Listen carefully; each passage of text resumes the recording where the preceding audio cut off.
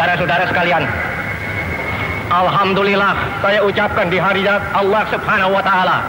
Ini hari aku telah menginjak lagi bumi Jakarta. Sesudah hampir 4 tahun lamanya saya tidak bersuara dengan 4 kali 365 hari saya berpisah dengan rakyat Jakarta. Laksana rasanya seperti berpisah 40 tahun, saudara-saudara. Intonasi, pilihan kata-kata, serta penguasaan panggung masih memikat penontonnya meski hampir 1 abad lalu. Saudara-saudara, kalau saudara juga ingat bahwa tiap-tiap titik keringat yang saudara teteskan di bumi kita ini menjadi racun bagi musuh. Dan tiap-tiap butir batu yang saudara angkat menjadi peluru bagi musuh yang akan menghancur leburkan musuh itu. Maka saudara-saudara akan bekerja dengan giat. Pidatonya tak hanya menggetarkan massa yang ada di depannya. Pidatonya berisi refleksi dari pemikiran-pemikiran setelah 5 kali diasingkan dan 2 kali dipenjara. Juga ribuan buku yang telah ia pelajari hingga melahirkan lebih dari 50 buku. Kita mengenalnya sebagai Bapak Proklamator, Bapak Pendiri Bangsa, serta Presiden pertama Republik Indonesia. Tapi bagaimana sosok Soekarno di mata anak-anaknya?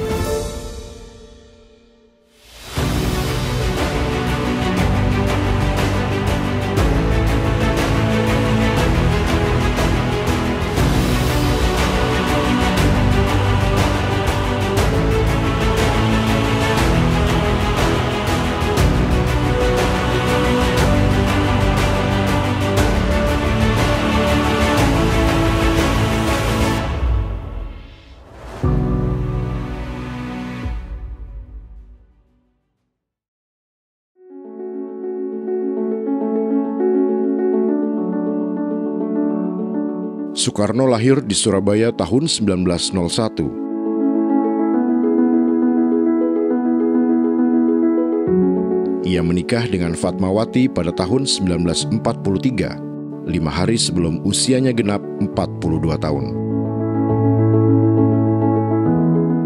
1 tahun berikutnya, anak pertamanya lahir, Guntur Soekarno Putra.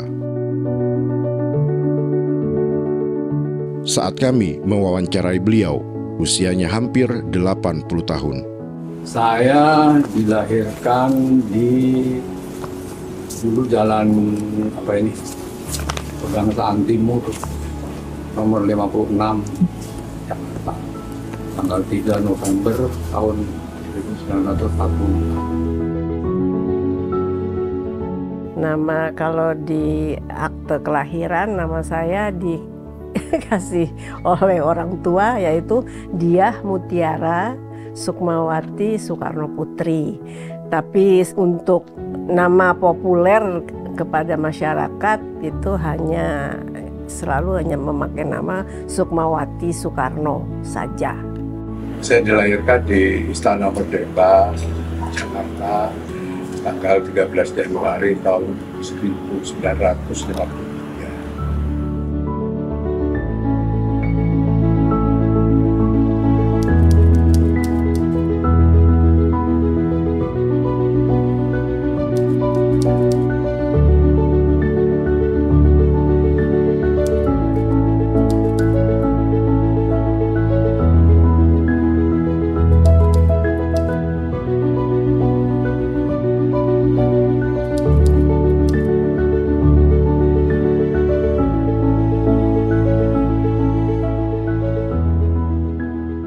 Tak banyak yang bisa diceritakan mereka tentang Soekarno di masa perjuangan hingga kemerdekaan. Guntur, anak pertamanya, bahkan masih berusia 1 tahun saat proklamasi dibacakan. Proklamasi. Kami, bangsa Indonesia, dengan ini menyatakan kemerdekaan Indonesia.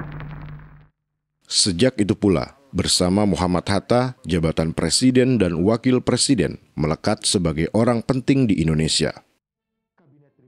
68 juta orang lebih mempercayakan Indonesia di tangan mereka. Tapi sebagai seorang ayah, kenangan dan pengalaman bersama sang anak tak akan mungkin terlupakan. Ya, terutama sayur lodeh. Kalau sayur lodeh, pacoan itu mesti ikan kembung goreng. Terus sambal, tapi sambal mesti dibikin, nggak boleh halus. Dicobeknya tuh, nah terus disuguhkan ke bapaknya tuh, masih sama cobek-cobeknya gitu, nggak dipindah. Itu. Yang pastinya adalah dari kecil kami sudah dididik untuk putri presiden itu harus tahu seni budaya Indonesia. Artinya melalui seni budaya dari beberapa daerah yang ada di Indonesia.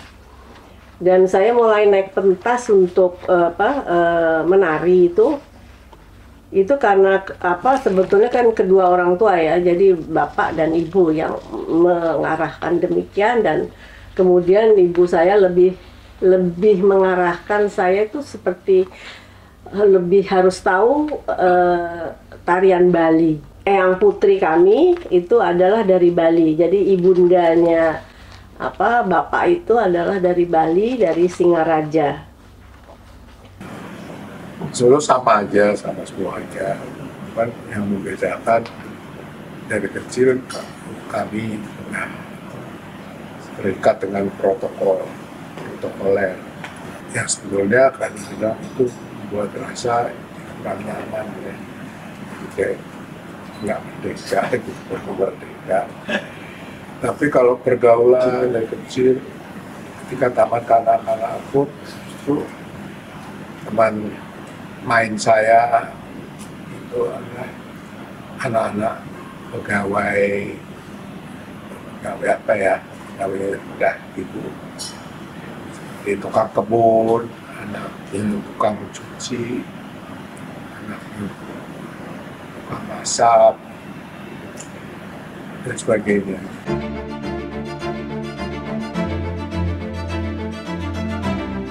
Meski menyatakan merdeka, situasi Indonesia bisa dibilang tak baik-baik saja. Sebab tak semua negara mengakui langsung kemerdekaan Indonesia.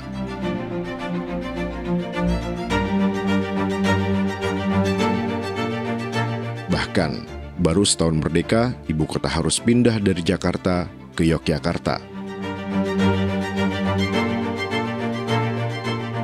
Belanda sendiri baru mengakui kemerdekaan Indonesia pada tahun 1949 melalui Konferensi Meja Bundar atau KMB. Bangsa Indonesia dan bangsa Belanda kedua-duanya akan memperoleh bahagianya. Anak cucu kita, angkatan kemudian akan berterima kasih pada kita. Moga-moga Tuhan Yang Maha Kuasa memberkati pekerjaan kita pada Konferensi Meja Bundar ini. Sekianlah dan terima kasih. Di tahun itu pula, ibu kota kembali ke Jakarta. Apa sebab sekarang Sang Triwarna bisa berkibar di sini? Tak lain tak bukan jalan oleh karena rakyat Indonesia yang 70 miliar ini berjuang mati-matian. Dan di situasi apapun, Soekarno adalah kiblat pengetahuan untuk anak-anaknya. Kalau dari sisi pemimpin politik gitu ya, sebagai presiden gitu, ya saya kagum kepada beliau begitu saya mengetahui bahwa seorang Insinyur Soekarno itu kok bukunya banyak ya gitu, ilmunya terus bagus, walaupun rumit, susah gitu, tapi bahasa politiknya itu saya mulai kenal gitu, kok lebih enak gitu ya. Dan ya saya juga jadi tahu lah politik yang sedang berlangsung, yang isinya bahwa kita sebagai negara yang juga ada dalam konstitusi kita, bahwa kita ini adalah sangat menentang penjajahan. Meski tak disebutkan secara rinci, peristiwa politik di tahun 1952 bisa dikatakan sebagai peristiwa yang tak boleh dilupakan. Saat itu, tentara menghadapkan meriam ke arah istana. Padahal angkatan perang Tidak boleh ikut-ikut politik. Tidak boleh diombang-ambingkan oleh sesuatu politik. Salah satu alasan mengapa peristiwa ini bisa terjadi karena kabinet di parlemen silih berganti hingga masuknya militer ke dalam kancah perpolitikan. Berarti Bung Karno sama sekali tidak takut ancaman-ancaman politik seperti itu? Nggak pernah takut. Ke Bapak nggak pernah cerita ada yang ngancam saya begitu? Ngancam saya itu? Ngancam Bung Karno? Oh ya banyak. Pernah peristiwa Cikini tahun 57. Bung Karno kan waktu itu di Cikini ada ulang tahun perguruan, ngadain basar atau apa gitu, orang tua murid kan diundang. Ya, Bung Karno sebagai orang tua murid datang. Nah, waktu udah lihat stand apa segala macam. Waktu mau pulang, nah itu ada pemuda-pemuda dari Gerakan Pemuda Islam Indonesia yang pemikirannya ekstrem. Itu kan Bung Karno digranat. Bung Karno digranat, tapi granatnya kalau nggak salah ada 4 kali atau berapa kali. Tapi ya itu kan Bung Karno bilang urusan mati hidup itu kan urusan di atas. Jadi waktu digranat cepat, namanya dari ajudannya yang satu, kemudian ada dari pengawal pribadinya, dari detasemen kawal pribadi yang cepat sampai itu jadi perisai hidupnya. Orang dibawa nyebrang masuk ke rumah seorang Belanda di situ, terus diamankan sama mereka di sana.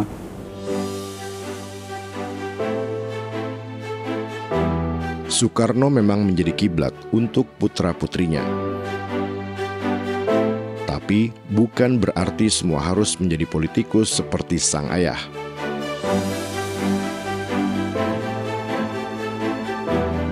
Saya mengikuti jejak kakak saya, Mas Guntur. Beliau waktu SMA bikin band kan, band remaja. Namanya juga Ria Remaja. Nah, mengikuti Mas Guntur gitu. Kalau Mas Guntur lebih intermain gitar. Kalau saya piano. Saya piano juga ibu bisa juga. Jadi saya diberitahu oleh seorang wartawan Belanda. Saya pikir waktu zaman Belanda itu oke aja gitu, boleh ada sekolah. Dia wartawan Belanda dan sangat pengagum Bung Karno, fans berat banget. Terus dia bilang, Sukma tahu nggak bahwa waktu Bung Karno tahun 45 membacakan proklamasi, rakyat Indonesia itu yang intelektual cuma 2%. So, 98% adalah buta huruf. Gitu. Itulah sistem kolonialisme yang ditentang oleh Bung Karno yang tidak ada keadilan. Ya, saya tahu bahwa Bapak itu benar-benar mengabdikan dirinya benar-benar untuk bangsa dan negara dan benar-benar memperjuangkan. Itu kan Bapak punya istilah ampera, ya, amanah pendidikan rakyat. Bapak ingin mencapai apa yang dijadwalkan di cita-cita proklamasi kita adalah mencapai Indonesia merdeka yang adil dan makmur berdasarkan Pancasila. Itu Bapak upayakan itu sebanyak itu.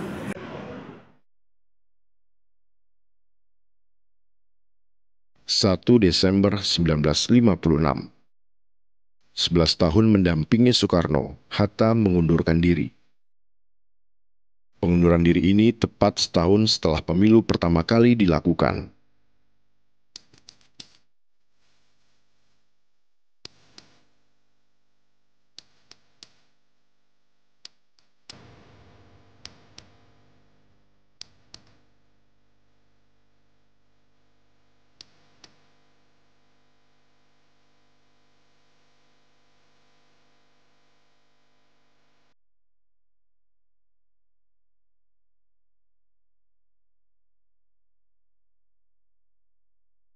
Meski tak ada pendamping, Soekarno tak gentar dalam menjalankan pemerintahan. Keputusan harus dibuat Soekarno. Salah satunya adalah mengembalikan Undang-Undang Dasar 1945 melalui dekret Presiden.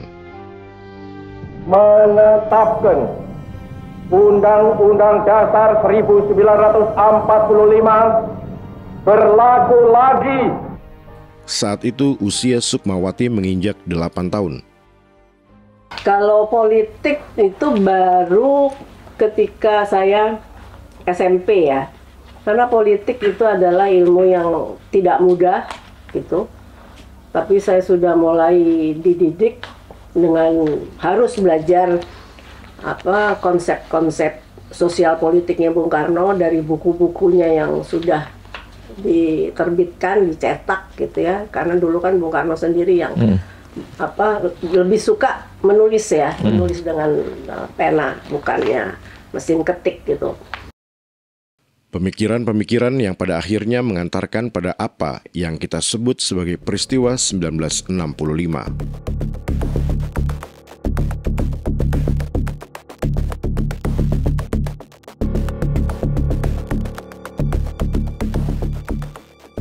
Jadi waktu hari itu posisi ada di istana atau? Istana. Jadi pagi-pagi gitu, kan sekolah pagi ya. Sebelum jam 7 pagi kan mau berangkat sekolah, atau ada dari pengasuh itu yang datang ke kamar saya terus mengatakan bahwa ada instruksi putra putri presiden hari ini tidak boleh masuk sekolah. Satu pertanyaan. Dan juga dijelaskan infonya bahwa katanya ada beberapa jenderal yang diculik gitu. Waduh, kok ngeri amat gitu ya. Terus sampai jam 3 sore itu kurang lebih kami diminta berkemas, bawa barang seadanya lah, barang pribadi ya kayak pakaian, koper. Terus kami disuruh naik mobil gitu aja. Saya sama cuman ada saya, Mbak Sukma sama Mbak Ratna yang di Jakarta, karena Mbak Mega sama Mas Guntur itu sudah kuliah di Bandung sampai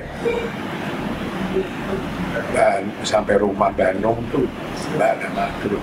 Ya udah ketemu ibu, kita ya harus sandiwara kayak senang-senang aja. Sampai kami tahu sampai 5 Oktober ketika jenazah yang sekarang namanya pahlawan revolusi itu sudah diketemukan.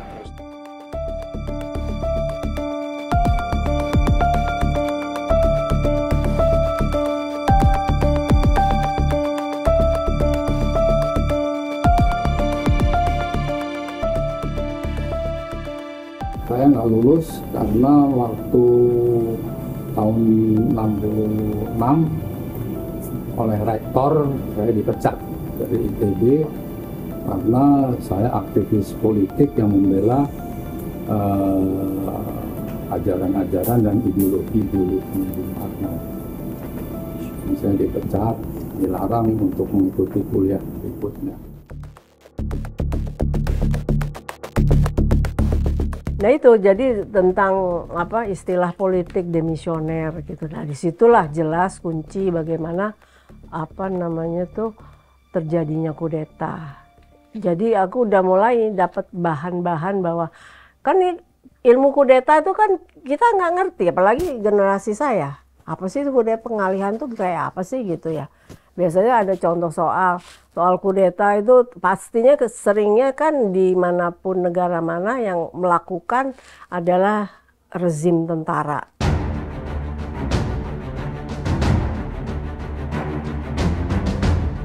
Setelah peristiwa ini, Soekarno menginstruksikan Soeharto untuk meredam situasi. Instruksi ini disebut Surat Perintah 11 Maret atau disingkat Supersmar. Surat Perintah 11 Maret itu mula-mula dan memang sejurus waktu membuat mereka bertampik sorak-sore kesenangan. Dikiranya SP 11 Maret adalah satu penyerahan pemerintahan. Dikiranya SP 11 Maret itu satu transfer of sovereignty, of authority. Padahal tidak. SP 11 Maret adalah satu perintah pengamanan. Perintah pengamanan jalannya pemerintahan. Pengamanan jalannya ini pemerintahan. Demikian kataku pada waktu melantik kabinet. Kecuali itu, juga perintah pengamanan keselamatan pribadi Presiden. Perintah pengamanan wibawa Presiden. Perintah pengamanan ajaran Presiden.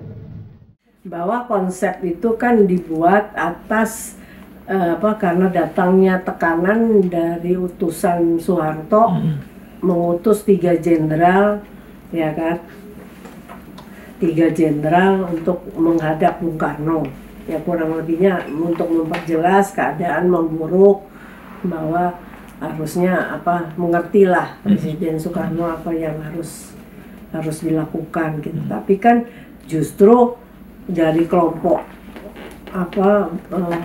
Soekarnois semua gitu di dalam internal pemerintahan itu, ya silakan kita membuat suatu instruksi kan gitu yang harus dijalankan oleh seorang Pangkostrat, mendapat perintah, surat perintah, kan surat perintah itu.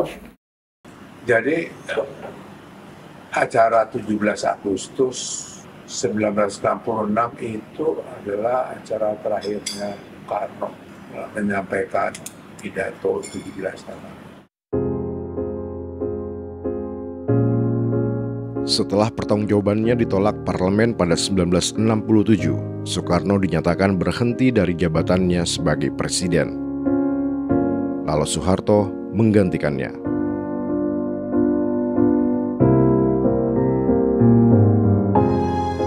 Hilang sudah status mereka sebagai anak presiden. Akhirnya Soekarno diberhentikan lah itu, dan kami disuruh keluar dari istana. Cuma dikasih waktu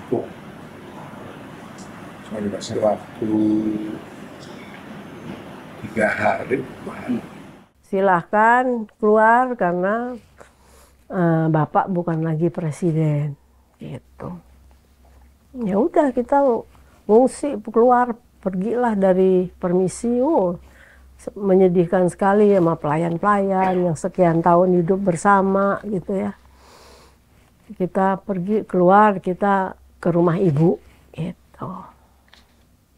Ya itu kenangan yang sedih sih, mengharukan gitu.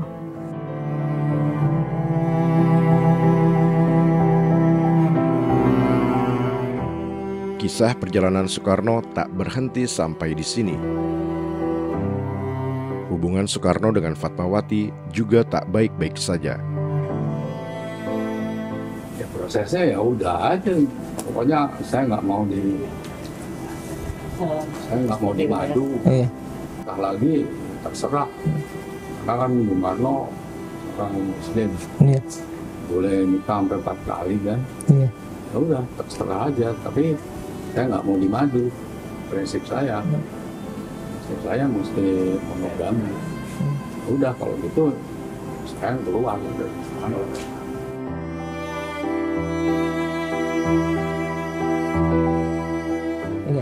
Cuci darah. Tapi dan untuk itu harus minta izin ke Pak Harto. Pak Harto nggak diizinin untuk cuci darah. Kalau mau cuci darah mesti keluar negeri. Pak Harto dikatakan begitu. Pertanyaannya Bung Karno, oke, saya mau keluar negeri. Tapi siapa yang bisa jamin saya boleh pulang lagi ke dalam negeri? Pak Harto nggak berani jamin juga. Pak nggak mau. Saya lebih baik mati di antara rakyat saya daripada di luar negeri. mati pulang ke Indonesia.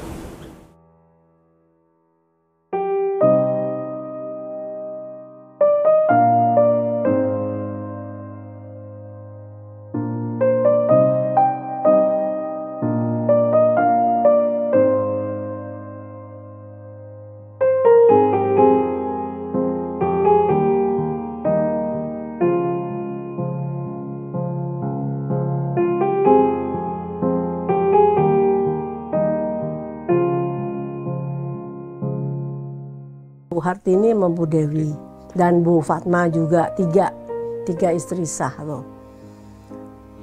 Iya, tapi yang datang kan Bu Hartini sama Bu Dewi menghadap Pak Harto. Pak, itu ada amanah Bapak tuh maunya di Bogor gitu loh, bukan di Blitar. Nah, terus Pak Harto dengan sombongnya dia bilang, saya sudah perintahkan begitu dan tidak bisa diganti lagi.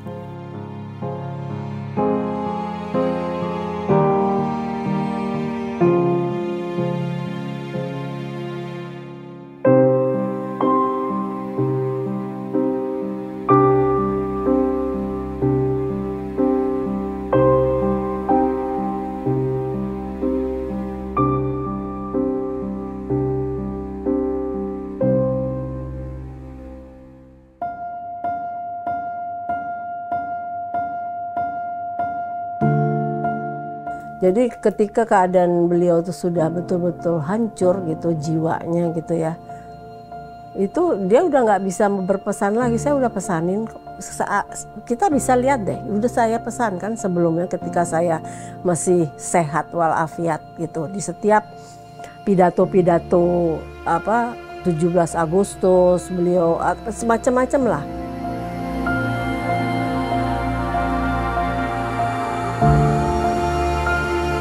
Bangsa Indonesia ingin merdeka, dan walaupun tuan-tuan halangi dengan bom dan dinamit dan meriam yang berasal dari Australia, Amerika, dan Inggris, kita akan merdeka. Kita tentu merdeka. Kita pasti merdeka sebagai matahari terbit di hari besok. Janganlah tuan-tuan mencoba memikat hati kami dengan kata-kata. Sebab bangsa yang telah gandrung kemerdekaan tak dapat dipikat oleh kata-kata lagi. Gagalkan! Kibarkan bendera kita, dan sedialah akan datangnya mobilisasi umum yang mengenai seluruh rakyat Indonesia untuk membebaskan Irian Barat sama sekali daripada cengkeraman imperialisme Belanda. Bagi kita, Indonesia merdeka tak bukan dan tak lebih hanyalah syarat untuk mencapai kemakmuran dan kesejahteraan rakyat dalam arti jasmani maupun rohani. Kemakmuran rakyat dan kesejahteraan rakyat adalah tujuan kita bersama. Idealisme memang berguna. Ajukanlah idealisme Tuhan itu dalam hal mencapai kemakmuran dan kesejahteraan rakyat, supaya idealisme Tuhan itu menjadi pendorong bagi pemerintah dalam bekerja dan berusaha. Jiwa kita yang sedalam-dalamnya, maka pokok intisari mandat yang saya terima dari MPRS ialah membangun bangsa, nation building, dari kemerosotan zaman kolonial untuk dijadikan satu bangsa yang berjiwa, yang dapat dan mampu menghadapi semua tantangan. Satu bangsa yang merdeka dalam abad ke-20 ini. Itulah intisari pokok daripada mandat MPRS kepada saya.